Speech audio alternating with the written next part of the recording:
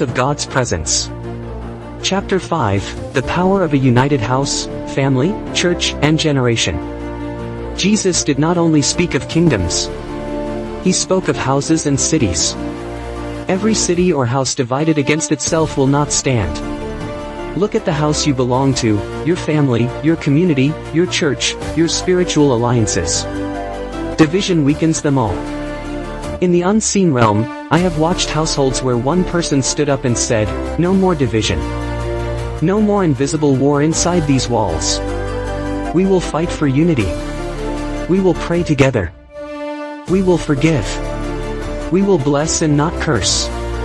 When one person chooses unity with heaven, the atmosphere in the house begins to shift. Your family may be broken. Your home may be filled with tension. There may be unspoken pain, unresolved conflicts, silent resentments.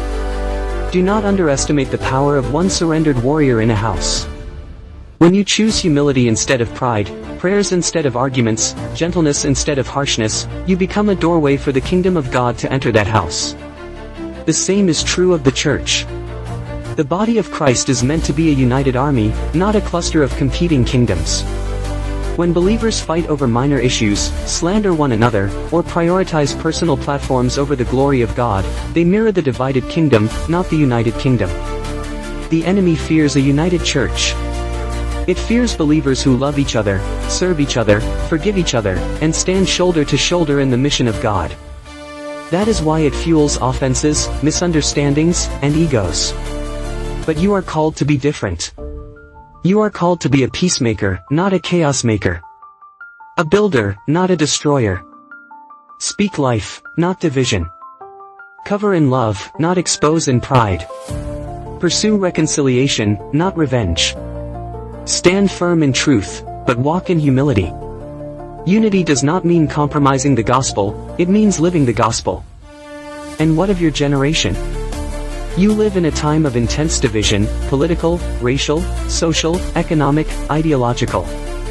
Voices scream at each other from opposite sides, and hatred grows.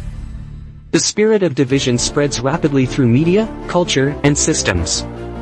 In the midst of this, the King raises up a remnant, men and women who refuse to bow to the spirit of division, who see every human being as one made in the image of God, who speak truth with love, who refuse to dehumanize those they disagree with. You are called to be part of that remnant.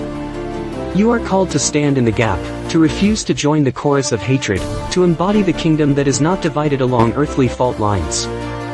You belong to a higher kingdom, one that gathers from every tribe, every tongue, every nation. Your house is not meant to be divided.